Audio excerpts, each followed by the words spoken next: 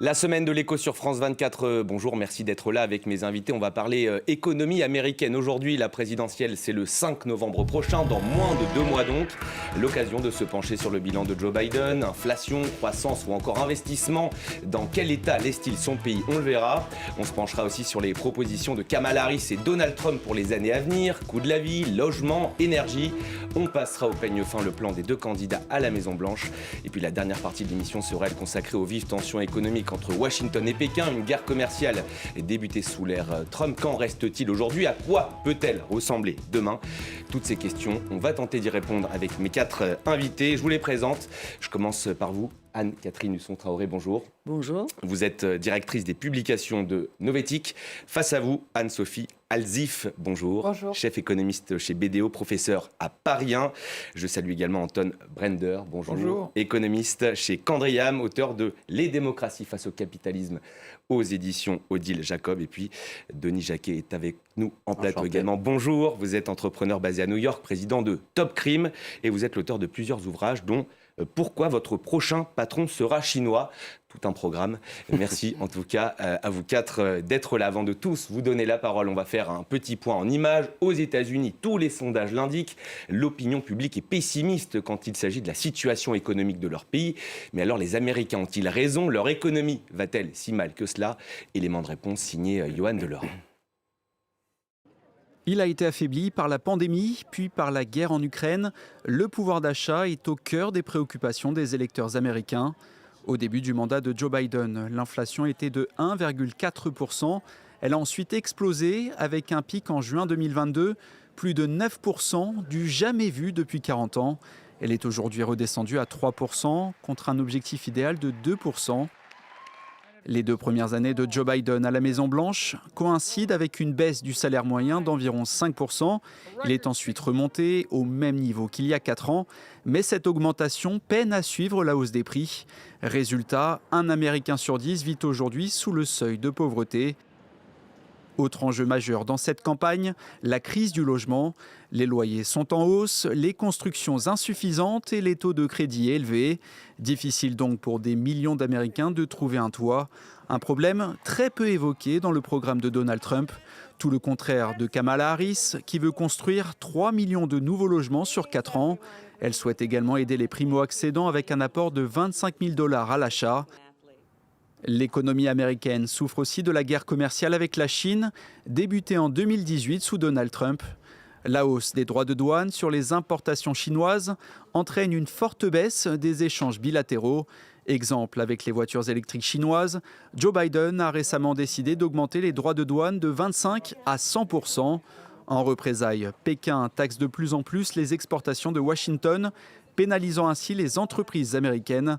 Elles doivent alors augmenter leurs prix à la consommation, ce qui pèse sur le pouvoir d'achat des Américains. Voilà pour ce bref résumé. Anne-Sophie Alzif, on l'a vu dans le sujet, l'inflation a été une véritable épine dans le pied de Donald Trump. Sa réponse porte un nom, c'est l'Inflation Reduction Act. C'est quelques 370 milliards d'incitations fiscales, de subventions. S'il fallait retenir une grande mesure de son mandat, ce serait celle-là? Oui, tout à fait. L'idée, c'était que l'inflation a explosé et c'était une inflation dite classique. On a vraiment une relance budgétaire très importante aux États-Unis après le Covid, une surchauffe par rapport au marché du travail. Et donc, on a eu cette explosion des prix. Alors, la Réserve fédérale est intervenue, on l'a dit, et avec une politique monétaire qui fonctionne, puisqu'on a vu 3% d'inflation, on revient, on n'est pas encore à la cible des 2%, on est quand même à 3%. Et c'est vrai que cette fameuse IRA, c'était quoi l'idée? C'était de répondre à un problème de désindustrialisation. On en parle beaucoup en Europe, mais les États-Unis sont un des pays aussi les plus désindustrialisés. Et de dire aujourd'hui, bien sûr, il faut relocaliser la production aux États-Unis, mais aussi pour créer de l'emploi et notamment de l'emploi industriel. Et c'est vraiment ce qu'a permis l'IRA, de booster l'investissement productif dans l'industrie et en plus de recréer de l'emploi, mais pas comme en Europe de l'emploi dans les services à faible valeur ajoutée, mais des emplois dans l'industrie à haute valeur ajoutée. C'était ça une des mesures phares de notamment Biden. Denis Jacquet, comment vous jugez le bilan de Joe Biden? L'économie américaine est-elle en meilleure santé qu'il y a 4 ans? Bon, vous avez tous assisté au débat de l'autre jour, qui était juste un combat de chiffonnier, en fait, à celui qui agacerait le plus l'autre, sur lequel Kamala Harris a été plutôt meilleure comme agaceuse en chef. D'ailleurs, elle a plutôt bien joué son coup. Mais on va y revenir. Quand elle disait à un moment donné, effectivement, que les performances économiques de Trump étaient les pires des derniers, c'est juste avant le Covid, totalement faux. Bon, chacun va dans ses fake news, mais le taux d'emploi des Noirs américains, des Hispaniques n'a jamais été aussi fort avant le Covid que sous Trump. Et donc, grosso modo, aujourd'hui, les populations les plus fragiles se souviennent que leur situation était plutôt meilleure sous Trump. Alors évidemment, les conditions changent, ce n'est pas les mêmes, on était post-Covid. Mais ils se souviennent qu'à l'époque, ils pouvaient se loger, qu'à l'époque, ils étaient payés, qu'à l'époque, ils avaient un emploi, on était pré-Covid. Bon. Donc aujourd'hui, pour vous donner une petite idée, à Paris, je pense qu'on peut trouver un kiwi assez facilement à 49 ou 59 centimes. Moi, j'en ai pas un seul à New York ou à Miami qui soit en dessous d'un $1,39. Donc pas besoin de vous dire pour que quelqu'un qui a un salaire faible, il n'achète plus de fruits, il n'achète pas de poissons. Quand vous êtes dans un État démocrate, vous payez encore le gallon d'essence en Californie à 4,69, 4,70. Il est à 2,99 en Floride dans un État républicain. Donc les États démocrates sont surtaxés. Donc les gens continuent à considérer qu'aujourd'hui on taxe, mais on ne voit pas le bénéfice en contrepartie. Donc voilà. Donc eux comptent beaucoup, notamment sur l'électorat noir américain, comme dans le premier débat pour l'emporter au finish sur le dernier truc. Mais aujourd'hui, ils regardent et disent What's up for me? Donc c'est pas très évident. Par contre, ce plan qu'évoquait Madame tout de suite était quand même un plan où on a dit tout pour les États-Unis. Les Européens ont hurlé, mais on n'a qu'à juste être un petit peu plus réaliste, ça nous changerait un peu, et un peu moins naïf que d'habitude.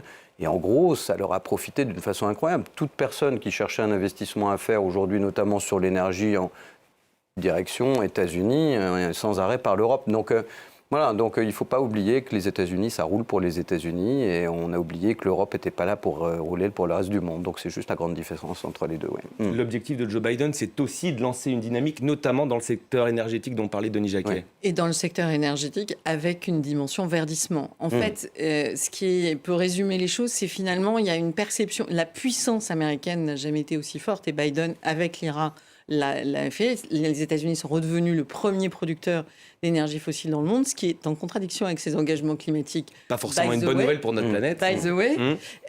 Mais vraiment, il y a une dynamique renouvelable, y compris dans les États républicains. Ce qui fait qu'aujourd'hui, où la variable énergétique est enfin devenue un vrai problème que tout le monde regarde, certains États sont en train d'attirer la réindustrialisation avec le gage de pouvoir être alimentés sur le plan énergétique par du renouvelable et donc d'avoir un prix stable, voire d'être en capacité de consommer, de produire ce dont on a besoin en termes énergétiques. Et c'est absolument clé.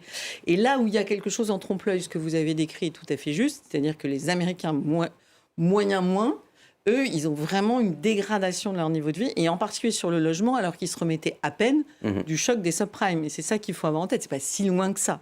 Et là, on est reparti sur quelque chose d'assez terrible, puisqu'il y a une variable qui est en train de s'accélérer, c'est les changements climatiques. C'est le changement climatique, mais surtout les catastrophes climatiques. Donc des États comme le Texas ou la Floride, c'est 3-4 fois par an où tout est détruit, où il faut tout reconstruire.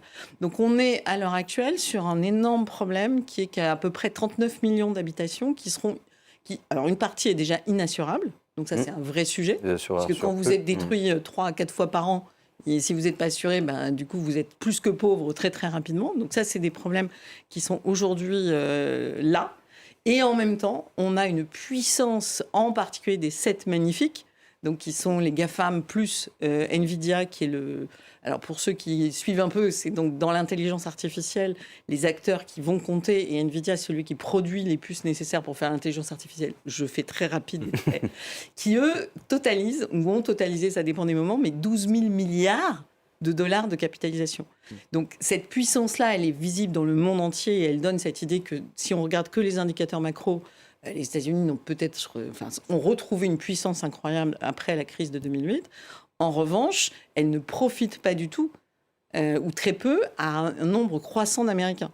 Et donc ça, effectivement, ce que ça va donner, puisque Trump capitalise très clairement là-dessus, ce que ça va donner à la fin, c'est un vrai sujet. Antoine Brender, votre analyse sur ce sujet ? Elle est un tout petit peu plus nuancée.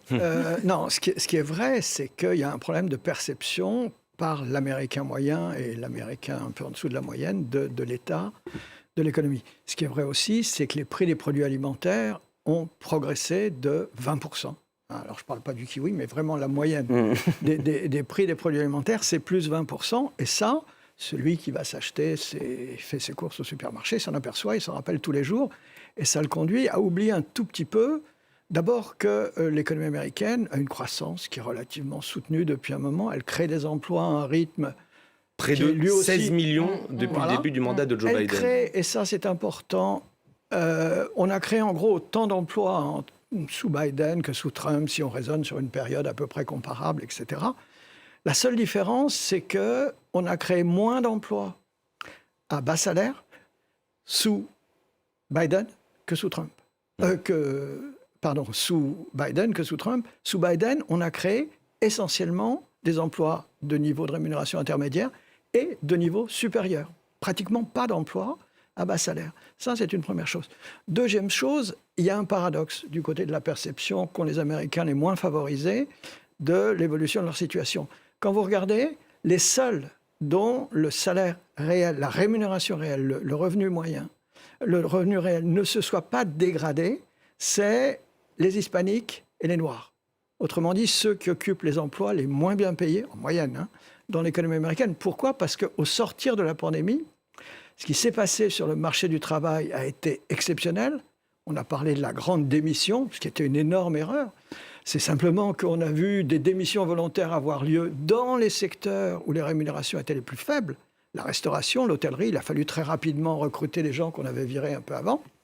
Et on a été obligé de le faire en augmentant les salaires, ce qui fait que les salaires qui ont augmenté les plus vite, c'est ceux qui étaient les plus mal payés dans les hôtels, dans les restaurants, dans le commerce de détail.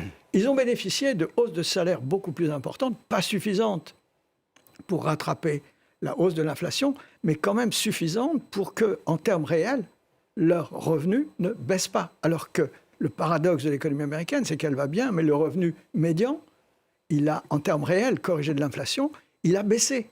Au cours des 2 dernières années, les seuls pour lesquels ça n'a pas été le cas, eh bien, c'est les Noirs et les Hispaniques, ce qui est complètement paradoxal et qui nous montre qu'on a un marché du travail qui est resté tendu pendant cette période, pour des raisons liées à la pandémie, ce qui fait que la mauvaise perception qu'ont beaucoup d'électeurs de la situation de l'économie, elle est en partie liée au niveau élevé des prix, plus des produits alimentaires, plus qu'à la réalité. Juste par rapport à ça, c'est vrai qu'on le disait par rapport à Joe Biden et même le bilan par rapport à Trump, un élément quand même qui était important, c'est que Trump a mis en place quand même des mesures protectionnistes. Donc on disait, on regarde avant et après, c'est son électorat, classe moyenne plutôt blanche inférieure, qui a vraiment payé le coût, vous l'avez dit un peu dans votre sujet, de l'augmentation des prix de première consommation et nécessité à cause de ces mesures protectionnistes, notamment contre la Chine. On a une étude d'Oxford qui l'a très bien montré.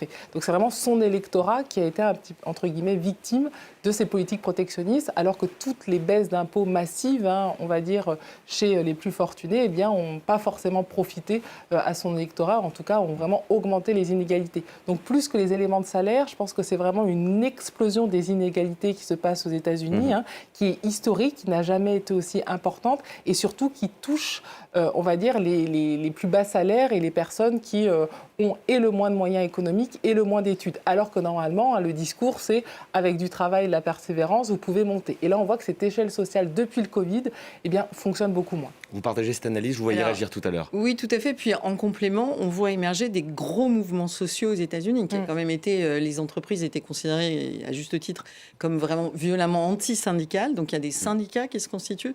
Il y a un mouvement qui a été très puissant chez Starbucks, où en fait les salariés ont demandé à être titularisés, puis avoir des conditions précaires, etc. Et ils ont fait appel aux clients qui ont boycotté Starbucks. Donc, ils ont dû effectivement revoir un certain nombre de choses.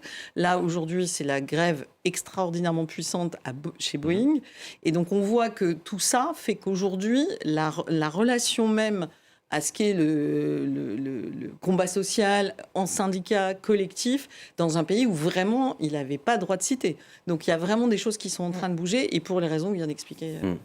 Le dernier petit élément qui était important aussi, c'est que dans cette période où les taux ont enflé de façon démesurée, ça a totalement déréglé un marché immobilier qu'on n'a jamais vu comme ça. C'est-à-dire que les prix ne baissent pas alors que personne n'achète, ce qui est quand même assez rare dans un marché libre en tout cas. Et en même temps, tous ces gens qui aimeraient bien acheter plutôt que louer ne peuvent pas, mais ils ne peuvent plus non plus louer parce que, comme on n'achète pas, le marché sur la location est tendu. Moi, à Miami, avant d'arriver à New York, on était à Miami et les loyers post-Covid sont passés quasiment du simple au double, voire au triple. Donc, quand celui qui était chez McDonald's, qui gagnait avant le Covid $8 de l'heure, est passé à 15, 16, 17, parfois $18 de l'heure, ce qui était quand même un gain extraordinaire, mais en fait, quand il regardait son loyer, il fallait qu'il aille non plus à 5 km, mais à 30 km se loger pour trouver quelque chose. Donc ça pèse aussi énormément. Puis surtout, ce qu'il ne faut pas oublier, parce que c'est le mal des sociétés occidentales, c'est qu'il n'y a pas seulement cette différence de revenus, il y a aussi la différence des territoires. C'est-à-dire, il y a toutes les villes côtières, comme il y a Paris, Lyon, Marseille, comme il y a Rome, etc., qui arrivent à peu près à s'en sortir, et puis le reste du territoire qui est juste en train de mourir. Et là, le seul dans le monde, malheureusement ou heureusement, je ne sais pas, peu importe, c'est un critère différent, c'est la Chine qui aujourd'hui dit si on n'investit pas sur les territoires petits et moyens, on ne va jamais sortir de la trappe à pauvreté les 200 millions ou 250 millions qui nous restent. Et en gros, on est mort. Même le système pourrait être mis en danger par cette population. Donc du coup, et nous, ça, alors on zappe complètement, on continue à faire des communautés d'agglomération, des communautés de communes, des millefeuilles comme on les aime en France, mais aux États-Unis, et les gens meurent. Et en fait, les chiffres du chômage, d'ailleurs, sont tellement tronqués qu'en réalité, il y a plus, on ne sait pas exactement, 15 ou 20 millions d'Américains qui sont officiellement pas au chômage, mais qui ont juste renoncé à chercher un emploi et qui sont sortis des statistiques. Et ça, aujourd'hui, c'est effectivement l'électorat de Trump. Ça n'a pas commencé sous Biden, ça fait déjà plus de 15 ans que cette population qui ne cherche plus d'emploi parce qu'il n'y en a simplement plus est ici, et que la colère gronde et que ces gens sont montés, qu'on a retrouvé sous forme de gilets jaunes chez nous. La couleur change, mais le phénomène reste. Antoine Barnard, vous voulez intervenir depuis tout à l'heure. Tout petit peu, moi. Mais vous êtes nuanceur aujourd'hui. Je suis nuanceur, moi j'ai le temps de regarder les statistiques. Et ce qu'on constate, c'est que les taux de participation, c'est-à-dire la partie de la population en âge de travailler qui souhaite travailler, et qui donc, si elle n'a pas de travail, va être au chômage, va être dans les statistiques, ces taux de participation sont remontés très très fortement. Et géographiquement, ils sont très contrastés. Bien sûr, géographiquement, les États-Unis, c'est un contraste entre la Louisiane, la Californie, enfin autant que vous voulez. Mais il n'empêche que si on regarde les moyennes, les taux de participation sont fortement remontés. Le taux de participation des femmes n'a jamais été aussi élevé. Celui des invalides n'a jamais été aussi élevé non plus. Donc on a quand même une participation qui est élevée et une économie qui ne va pas si mal que ça. Ce qui est vrai, c'est que les inégalités de patrimoine, de richesse, n'ont jamais été aussi élevées. Et la richesse moyenne des ménages américains, moyenne, ça veut dire qu'elle est très concentrée, mais quand on fait la moyenne, elle n'a jamais été aussi élevée quand on la rapporte aux revenus disponibles. Donc on a une économie où la valeur des actions et de l'immobilier a fortement progressé, et on sait que cette valeur, elle est très mal répartie. Mais justement, par rapport à ça, juste pour te dire, c'est en effet ça, quand on regarde les statistiques. Vous les nuancer nuancer avec les statistiques, vous avez tout à fait raison. C'est vraiment cette politique de réindustrialisation. On en parle beaucoup en Europe et c'est ce qu'on a aussi essayé de faire en France. Donc je pense qu'on est moins sur cette doxa États-Unis, zone euro, parce qu'on essaie un peu de réindustrialiser aussi. Et justement, le but de réindustrialiser, c'est de créer de l'emploi dans les territoires et justement pas dans les villes, puisque les industries, en général, ne le sont pas. Donc là aussi, quand on regarde les statistiques, vous avez raison. Vous voyez que les nouveaux projets, on l'a vu, toutes les entreprises avec l'Irak qui ont investi aux États-Unis, c'est pas à New York ou c'est pas en plein cœur de Miami, c'est justement dans des zones, on parle souvent de Détroit avant, après, je pense que vous avez tous pu voir, c'est dans des zones justement qui étaient sinistrées, et c'est pareil dans l'emploi industriel qui est créé en Europe. La grande différence, c'est qu'aux États-Unis, ils ont un déficit public de 7% et ils investissent massivement. En termes de contribution à la croissance, on est à 3,5%. En Europe, on est en négatif. Donc vraiment, la différence, c'est l'investissement productif. Nous, on s'endette, mais uniquement pour faire une politique de demande et une politique de redistribution budgétaire. Tout petit truc. Dernier mot. Dernier mot, c'est ce qui est important, c'est que les moyennes sont très dangereuses en fait, parce qu'elles font que révéler des tendances. Mais quand vous mettez des pauvres disséminés dans la nature, dans toutes les villes, ça va. Quand vous les concentrez tous au même endroit, ça fait juste une poche d'insurrection. Et c'est ça qu'on sous-estime aujourd'hui. Ça tient parce que ça tient encore un petit peu, mais à un moment donné, quand vous êtes un par ville, ça ne se voit pas et les gens ne se réunissent pas. Quand ils sont tous concentrés dans des villes dans lesquelles ils se disent mon patrimoine immobilier qui me servait peut-être pour la génération d'après, il ne vaut plus rien et je ne peux rien transmettre. Moi, je suis mort, mais en plus, la génération qui me suit est morte. Là, ça fait des poches sociétalement parlant qui sont extrêmement dangereuses. Juste une statistique, 100 000 morts par an avec de l'overdose d'Oxycontin ou autre, et c'est cette même population. C'est-à-dire que non seulement c'est une poche d'insurrection potentielle, mais c'est un pays quand même qui est en train de revenir en termes d'espérance de vie, de réduire son espérance Problème de de vie. santé publique. Ouais. C'est un problème de santé publique et surtout, cette désespérance, elle se traduit par ça. 100 000 morts, c'est colossal. Bien sûr. Et je parle des morts. Il y a plein d'autres... Juste un détail, hein, c'est une tendance qui est engagée depuis maintenant une quinzaine d'années. Ah oui, c'est clair. C'est pas ni Biden ni Trump. C'est clair. Mais par C'est- contre, c'est aucun pas des deux ne lutte contre ça. Et malheureusement, ça se cumule. Et on va maintenant se concentrer sur ce qui arrive, cette présidentielle du 5 novembre prochain entre Kamala Harris et Donald Trump. La démocrate et les républicains, on l'a dit, ont débattu ensemble mardi. L'occasion, bien sûr, de présenter une partie de leur programme. Sur ces grandes lignes, justement, du programme économique de Kamala Harris, la démocrate promet notamment des mesures fiscales pour réduire le coût de la vie. Message donc envoyé aux classes moyennes, à la classe moyenne. C'est ça le cœur de son plan. Oui, le cœur, alors c'est vrai que c'est resté assez vaste. Donc, on n'a pas vraiment de détails de ce plan, mais bon, on ne va pas leur jeter les propres parce que nous aussi en Europe, on n'a jamais trop de détails des plans. Donc ça, on voit que c'est à peu près partout quand il y a des élections. C'est bien de reconnaître ses propres Voilà, tout à fait.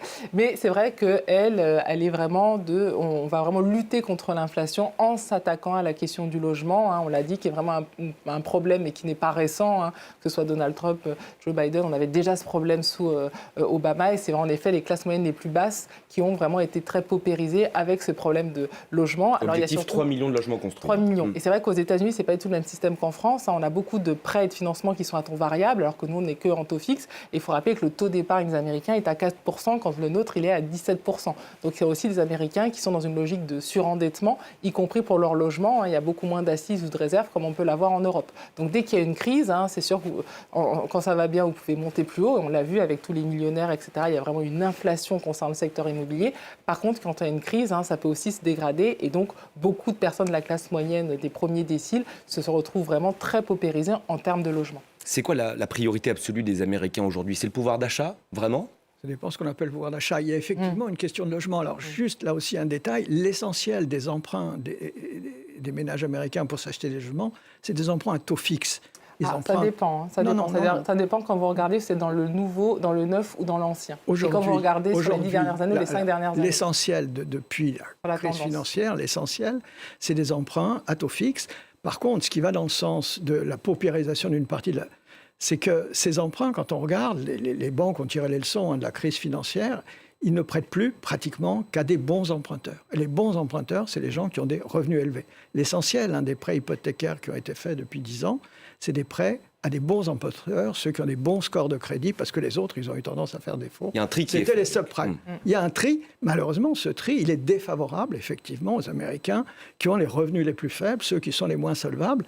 Et comme les prix des maisons, effectivement, sont montés et ne baissent plus, et ne baissent pas, ça exclut de l'accès au logement une grande partie des classes moyennes et a fortiori des classes inférieures. Du coup, on ne construit plus non plus de maisons à bon marché, parce que c'est les seuls que cela pourrait éventuellement acheter. C'est pour ça d'ailleurs que dans le programme de Kamala Harris, il y a 2 mesures. Il y a d'abord construire des logements pour les classes les plus défavorisées, 3 millions, dit-elle, et puis une aide qui peut avoir des effets extrêmement vicieux de 25 000 $ aux primo-accédants, parce que c'est les primo-accédants qui sont les plus défavorisés. Et quand vous regardez les enquêtes qui sont faites auprès des ménages américains, les conditions d'accès au logement, à la propriété immobilière, n'ont jamais été aussi mauvaises.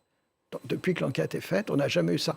Et ça, c'est une des priorités sur lesquelles Kamala Harris a joué dans son speech, dans sa présentation l'autre jour. Trump a été beaucoup plus évasif là-dessus. Il a juste dit, moi je vais modifier un petit peu, c'est un promoteur immobilier, il faut quand même se rappeler, je vais modifier un petit peu les réglementations. Le projet qui ne marche pas toujours très bien d'ailleurs. Alors ça, c'est un des éléments du débat. Bon, moi je ne suis pas un spécialiste des finances de Trump, mais il y a un enjeu sur l'accès au logement pour les plus défavorisés et les classes moyennes aux États-Unis. Ça a longtemps été un parent pauvre, le logement aux États-Unis? Alors, c'est surtout un enjeu de spéculation colossal, que ce soit par la dette, etc. Rappelons-nous que la crise de 2008, elle est arrivée par les subprimes, qui consistait quand même à aller démarcher les populations les plus pauvres et les moins instruites pour leur dire, écoute, tu gagnes 2 000 $, on va dire que tu en gagnes 5 000. Comme ça, je te fais un prêt qui est lié aux 5 000. Forcément, il en manquait 3 000. C'était déjà mal parti. Ouais. Donc ça, c'est ce qui a provoqué la crise. Donc cette population-là, elle a été ciblée pour une arnaque à une échelle planétaire. Donc ça, c'était ça avant. Maintenant, c'est effectivement tout ce qui vient d'être décrit. Et alors, en plus, on assiste à 2 phénomènes. Un, la vie en mobil-home sédentarisée, parce que quand il n'y a plus de possibilité d'acheter une maison, c'est ça que ça donne, et à des échelles énormes. Et l'autre chose, c'est une migration positive dans les États les plus frappés par le changement climatique. C'est-à-dire qu'en gros, on est à un solde positif, en particulier sur la Floride et le Texas, alors que, vu le nombre de catastrophes climatiques qui détruisent le mobil-home en question, ça ne devrait pas être le cas. Mais sauf que les taxes foncières sont très faibles et que finalement, vous arrivez à vous débrouiller plus facilement dans ce genre d'État. Donc, il reste attractif, mais par une population qui n'est pas celle qu'il voudrait attirer d'ailleurs, de gens qui sont en déshérence, qui sont dans un état de pauvreté. Et il ne faut pas oublier qu'aux États-Unis, il n'y a pas tous les filets sociaux de sécurité que nous, on a. Et donc, quand vous êtes pauvre, vous êtes vraiment très, très pauvre. Et les 20% d'inflation, c'est très, très compliqué. Denis Jacquet, cette réalité, vous la vivez au quotidien quand vous êtes aux États-Unis, vous la voyez? Oui, de toute façon, les Américains sont dans un modèle où tu bosses, tu travailles, tu gagnes de l'argent, t'empruntes, tu étoffes ta situation avec une impression plus ou moins illusoire d'évolution sociale, parce que si je suis propriétaire, je suis mieux. Bon, en fait, tu es propriétaire de dette avant tout. Et puis, il ne faut pas oublier que chez nous, on emprunte, je ne sais pas, en France, 8 ans, 10 ans, 12 ans, 15 ans. Là-bas, c'est tout de suite 20 ans, 25 ans, donc on a une espèce d'illusion. On paye d'abord les intérêts ou les intérêts à la fin. Enfin, en France, il y a des gens qui empruntent sur 30 ans. Très compliqué, ouais. Donc on a. Mais là, le pays roi du surendettement dans le monde reste quand même de très loin les États-Unis. On vous propose une carte bleue pour éponger la précédente. Et au bout d'un moment, vous avez pas assez de portefeuille pour loger toutes les cartes qui elles-mêmes ont servi. C'est du Madoff version individuelle. Donc du coup. Aujourd'hui, les gens, à nouveau, 2 situations. La pauvreté dans les grands centres urbains, les gens des classes moyennes et inférieures ne peuvent plus se loger dans les grandes villes. Donc déjà, ils sont à l'extérieur, très loin. Et ça leur pose un vrai problème, même si maintenant il y a le télétravail. Mais quand vous bossez chez McDo, il n'y a pas de télétravail. Les burgers, ils se livrent bien avec des mains et des jambes. La deuxième chose, c'est que les loyers sont beaucoup trop élevés. Vous allez aujourd'hui dans quelles que soient les grandes villes, c'est des jeunes qui occupent, il y a beaucoup de jeunes. Vous dites, waouh, mais ils sont super bien payés. Non, ils sont dans un 2 chambres et ils sont à 4 et ils partagent le loyer à 4. Donc c'est ça les conditions. Donc vous avez une vie de couple, vous partagez votre vie de couple avec 4 personnes parce que c'est ça où vous ne vous logez pas dans Manhattan ou dans Miami, etc. Bon. Et encore, New York est 2 fois plus cher que Miami qui lui-même a doublé ses prix en 3 ans. Enfin, c'est juste hallucinant, New York. Bon. Et après, c'est à nouveau cette réalité qu'il ne faut jamais oublier. Ceux qui sont dans le centre du pays meurent sur pied. C'est-à-dire qu'eux, il n'y a pas d'activité économique, il n'y a aucune chance d'en retrouver aucune. Il y avait Andrew Yang à l'époque qui était le seul à avoir un programme là-dessus parce qu'il a fait des trucs en tant qu'entrepreneur pour utiliser le digital, rénover des territoires, qui était un super truc. Mais je lui ai écrit récemment parce que je voulais vraiment qu'on se parle là-dessus. C'est une mesure fantastique. Il n'a pas su en faire un argument électoral parce qu'il est charismatique à peu près comme, je sais pas, comme un certain nombre de gens qu'on connaît bien. Mais du coup, voilà. On aurait aimé la formule. Voilà, bon. Donc, du coup, mais aujourd'hui, les gens, ils peuvent pas manger diversifié. Le logement leur coûte trop cher. Et le chômage, qui est une bonne nouvelle pour l'inflation, commence à s'installer. On a vu que ça commence à se créer. Le bas de laine du Covid, avec ces sommes, ces subventions qu'on a versées aux gens dont ils ont profité un certain temps, ils sont même offerts des vacances qui, pour un Américain, est nouveau. Tu vois, plus 15 jours de vacances par an. On ne savait pas ce que c'était. Tu vois. Et tout à coup, ils sont à la fin de ces aides-là, ils ont épongé le bas de laine. Le loyer est insupportable et ils ne peuvent pas se nourrir. Donc c'est ça qui nourrit le problème et qui va faire cette élection. Un mot aussi sur cette proposition intéressante de Kamala Harris qui assure vouloir plafonner les prix de certains produits. Alors Donald Trump l'a dit, ça a déjà été fait par le passé, ça n'a pas été concluant. Elle est où la vérité ? Là aussi, c'est vrai que ça a déjà été fait même en Europe et c'est assez compliqué parce que surtout sur l'alimentaire. Oui, on en a beaucoup parlé en France. Des mesures, la Grèce l'a fait.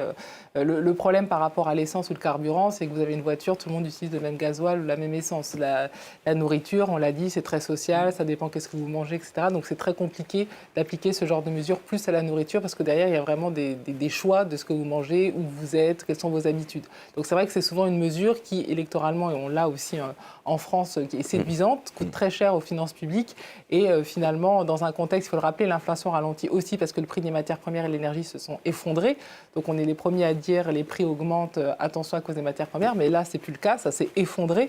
Donc on a une inflation alimentaire, certes qui ralentit moins vite aux États-Unis qu'en Europe, mais qui devrait quand même ralentir. Donc à mon sens, c'est vrai que ça peut être une mesure plus électoraliste que vraiment efficace, et surtout aussi quand on voit l'état des finances publiques, il sera aussi plus difficile à mettre en œuvre. Sur ce plafonnement des prix. Je redis juste qu'effectivement, le prix des produits alimentaires, il est monté de 20%, mais là, il bouge pratiquement plus. Hein.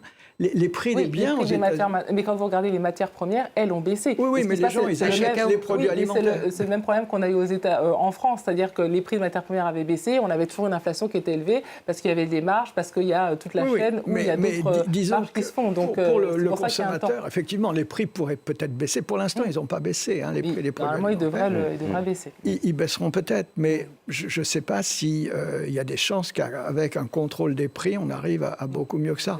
Ce que veut faire Kamala Harris, par contre, c'est d'essayer d'améliorer le niveau de vie de ceux qui ont des enfants, les conditions aussi dans lesquelles ils sont assurés pour la santé, toutes ces choses-là, elle les met en avant. Elle a essayé de faire porter le débat, justement, avec Donald Trump sur le régime d'assurance santé que Obama avait mis en place. Il a dit, moi je pense qu'il est mauvais. On lui a demandé, ça a été relevé, mais qu'est-ce que vous mettriez à la place? Ça fait maintenant 8 ans que Donald Trump est sur cette affaire. Et tout ce qu'il a trouvé à dire, c'est « j'ai le concept ». Mais il n'a pas encore le système. Il n'a plus le débat. Et donc, non, mais tout ça pour dire que lui, par contre, il a proposé quand même, pour améliorer les conditions de vie des gens, de supprimer les impôts sur les retraites de la sécurité sociale. Ce qui est une mesure, mais elle est quand même extrêmement ciblée sur une couche très particulière de la population, hein, les retraités, et pour la partie sécurité sociale, c'est-à-dire le régime public. Donc, il y a un débat sur le pouvoir d'achat. Personne n'a vraiment la solution pour le régler rapidement. Kamala Harris voulait aussi s'attaquer au pourboire, je crois, à un moment donné. Les deux. Ah oui. Ouais, les deux. L'inflation des titres. L'inflation des titres. Et en fait, ce qui est intéressant aussi sur le prix de l'alimentaire, c'est que de toute façon, on est sur une production mondialisée des produits qui se consomment. Alors, encore plus aux États-Unis, où effectivement, le côté je cultive mon jardin et je mange les fruits de mon jardin, les fruits et les légumes de mon jardin, ça n'existe pas. Donc là, on est vraiment sur des choses qui... Et l'inflation est en partie composée de ça. Il y a 2 produits emblématiques, hein, le cacao, qui est donc produit pour l'essentiel au Ghana et en Côte d'Ivoire. Et dans les 2 cas, il y a eu des gros problèmes de production. Et là, le Ghana vient de décider d'augmenter de 45% le prix du cacao, ce qui va fragiliser l'ensemble de la filière. Et évidemment, c'est qu'il y a du chocolat sous des formes diverses et variées à peu près partout.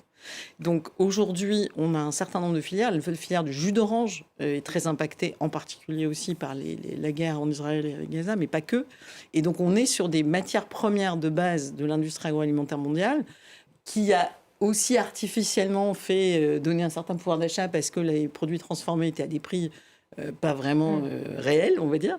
Et donc là, on est de plus en plus confronté à la réalité du coût des matières premières, avec une chaîne de transformation, vous l'avez tout à fait dit, qu'il faut nourrir et qui est colossale et complexe.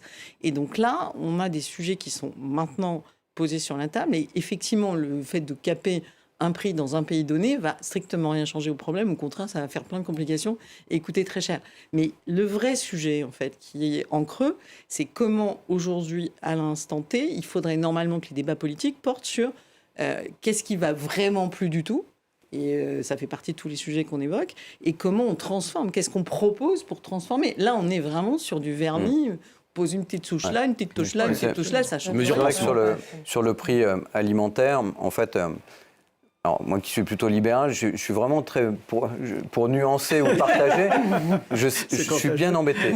Parce que quand je regarde... Rapidement, parce que... Chirac faisait des pommes, moi je reste sur les kiwis. Rapidement. Quand je regarde mon kiwi floridien et mon kiwi parisien, c'est la même étiquette. C'est la même provenance, il prend le même bateau, mais c'est pas exactement le prix, il coûte 3 fois plus cher. Ouais. Donc je suis quand même tenté de dire qu'à un moment donné, il y a quand même des gens qui prennent beaucoup trop de marge sur un certain nombre de produits, ou comme dirait mon copain Thierry Marx ici, il me dit « t'as vu le lait américain ? 1,5 litre, c'est quand même 6 à 8 $, vous vous rendez compte ? Vous savez combien on le paye ici ?» Il me dit « en plus, les prix n'ont pas augmenté, c'est de l'eau colorée, donc il n'y a pas de lait là-dedans. » Donc en clair, il y a quand même des gens qui se gavent énormément sous prétexte d'augmentation des matières premières.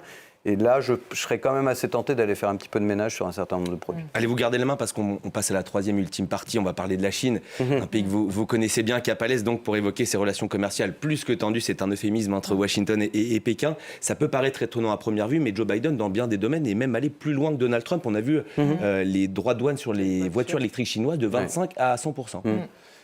En fait, les États-Unis sont assez pragmatiques. Ils disent, bon, où est-ce qu'on est en retard ? Bon, on est en retard sur l'électrique parce que là... plus en avance sur l'électrique que les Chinois, ça n'existe pas. Bon. Donc aujourd'hui, on le voit, ils mettent 40% de moins de temps à lancer un produit. C'est ce que Luca Di Meo chez Renault vient de dire, il faut qu'on travaille sur la durée de mise. C'est un peu comme un médicament finalement, ça coûte cher, c'est long, c'est des processus très compliqués, donc c'est un vrai problème. Comment est-ce qu'on réduit ce coût? Et puis Tesla qui était très en avance et qui du coup, quand même, on l'a remarqué, plutôt assez proche de Trump que de Kamala Harris, dit clairement, écoute, donne-nous du temps et de l'oxygène, parce que si tous ces véhicules débarquent, c'est moi mon modèle économique qui est en danger. Donc les États-Unis feront toujours ce qui est nécessaire pour, à un moment donné, freiner, non pas pour le plaisir de mettre des droits de douane, mais pour dire le temps que notre économie s'adapte, et puis après on réouvre, parce qu'on croit quand même un petit peu à l'économie de marché, même si, quand vous regardez les boîtes digitales, etc., leur obsession, c'est d'être monopolistique. Donc, ce qui est quand même toujours assez marrant dans un pays capitalistique, c'est oui, mais je veux être tout seul. Bon. Donc du coup, c'est un peu compliqué. En même temps, les consommateurs, ils disent, mais attends, moi, si la voiture électrique, que je consomme plus, parce que vous avez tous vu le ralentissement sur l'électrique, il est juste catastrophique partout dans le monde, et notamment en Europe. Bah oui, mais moi, je voudrais bien une voiture qui me coûte moins cher. Vous voulez que j'achète une voiture électrique? Mon pouvoir d'achat stable, je ne vais pas l'acheter. Moi, déjà, j'ai du mal à me loger. On va pas refaire le débat d'avant. Acheter un véhicule électrique, vous êtes gentil, mais ça coûte cher, ça coûte plus cher, je ne le prends pas.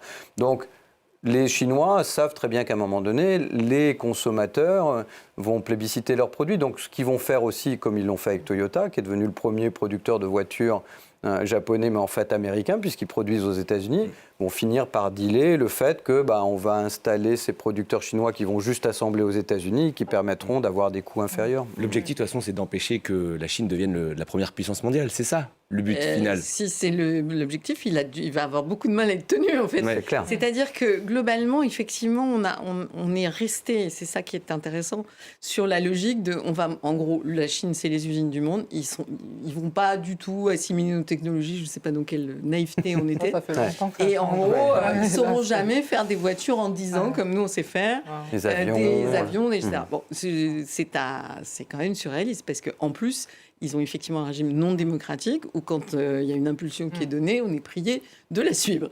Et donc du coup, là-dessus, on a... Et en plus, quand on voit l'évolution de la Chine par rapport à l'Inde, il y a 20 ans, on respirait plus du tout à Pékin. Il y a des villages entiers qui mouraient du cancer parce que les conditions de production étaient absolument monstrueuses, etc. Et donc, ils ont pris un virage vert qu'on ne veut pas voir, qui leur permet d'arroser le monde entier avec des voitures électriques, avec des panneaux solaires, etc. Et dans des conditions qui sont faussées, bien évidemment, puisque ils n'ont pas du tout les mêmes règles sociales, les mêmes règles environnementales, et qu'ils le font avec l'idée qu'ils ont compris beaucoup plus vite que nous, en Europe et en Occident en général, qu'effectivement, le modèle vert était le seul soutenable, en fait. Et alors, ils le font à leur façon et à leur échelle. Et donc, c'est comme ça que, en fait, nous, on lutte avec des vieilles façons de faire, en disant, à un moment donné, l'affectio societatis avec Volkswagen ou Renault va permettre de lutter contre ça. Bien sûr que non. Et en plus de tout, aujourd'hui, si on regarde Stellantis, Volkswagen et BMW, ils ont tellement sacrifié leurs coûts avec cette chaîne de sous-traitance mondialisée qu'ils ont d'énormes problèmes de malfaçon et qu'ils ont des coûts de rappel absolument phénoménaux et que pendant ce temps-là, les Chinois ont fait des voitures électriques qui roulent, dont ils inondent le marché. Stellantis a essayé de faire un marché avec eux et donc le loup est entré dans la bergerie.